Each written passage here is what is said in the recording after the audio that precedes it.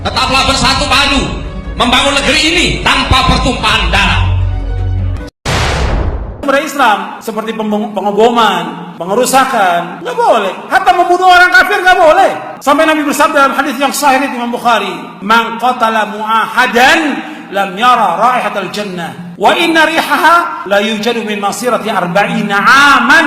Barang siapa membunuh seorang kafir mu'ahad, tidak akan mencium aroma sorga. Sedangkan aroma sorga tercium sejauh perjalanan 40 tahun. Hadis sahih diriwayatkan oleh Imam Bukhari dalam sahih. Apa ancaman-ancaman yang terhadap sekarang ini? Radikalisme, tantangan besar kita. Intoleransi, tantangan besar kita ke depan. Terorisme, tantangan besar kita ke depan. Assalamualaikum warahmatullahi wabarakatuh. Kita bermohon semoga rahmat Allah senantiasa dicurahkan dan melahirkan keberkahan-keberkahan terbaik yang diridhai Allah Subhanahu wa taala.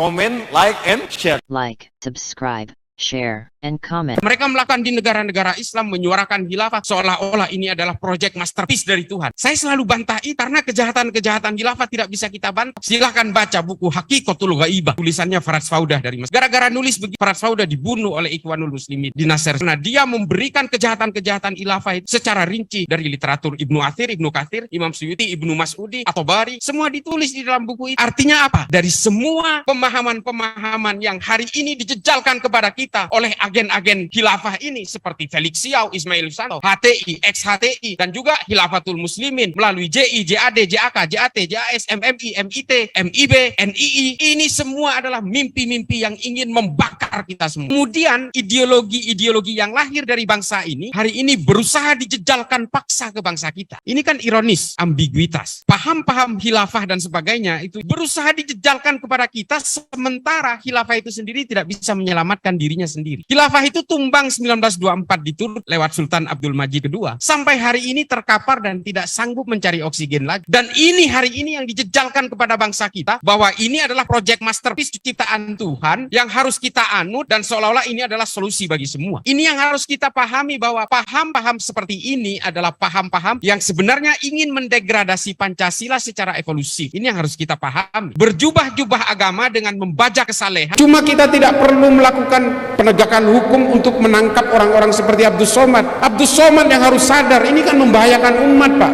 Saya bantah itu. Ma'lim fil Thoriq yang ditulis oleh Said Qutb di Mesir untuk keperluan orang Mesir, untuk konsumsi politik Mesir, untuk melawan Presiden Gamal Abdul Nasser, pada akhirnya dipakai oleh gerakan teror di seluruh dunia. Bukunya Abu Bakar Naji, seorang ulama Saudi bernama Idarat At-Tawahhush, yang sebenarnya dirancang untuk ISIS di Irak dan Suriah, akhirnya dipakai oleh kelompok-kelompok jamaah Islamiyah dan jamaah Ansarud Daulah di Indonesia.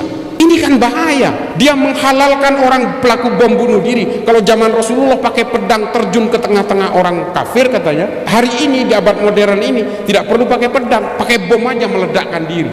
Dan dia juga menyalahkan orang karena itu dianggap sebagai bom bunuh diri. Katanya ini bom jihad katanya. Kan bahaya pemikiran seperti ini.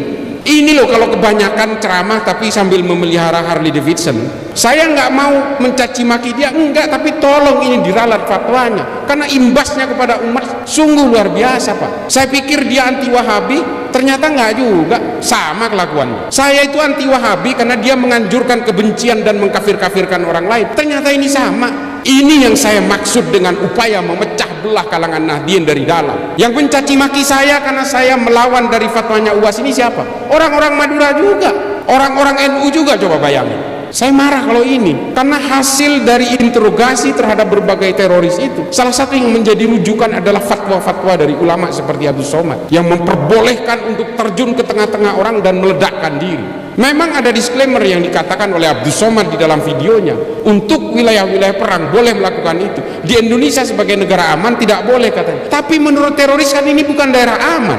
Menurut teroris Indonesia ini kan darul harb, daerah perang yang harus dikuasai. Semua orang yang bernaung di bawah Pancasila dan Undang-Undang Dasar 45 ini adalah orang jahiliyah yang halal darahnya. Makanya mereka menganggap Indonesia ini bukan daerah aman buat kelompok teroris itu. Jadi persoalan aman dan tidak aman ini menjadi disclaimer. Semoga Allah senantiasa menuntun kita di jalan yang diridhoinya. Aku qouli hadza, astaghfirullah li wa lakum. Wassalamualaikum warahmatullahi wabarakatuh. Terima kasih.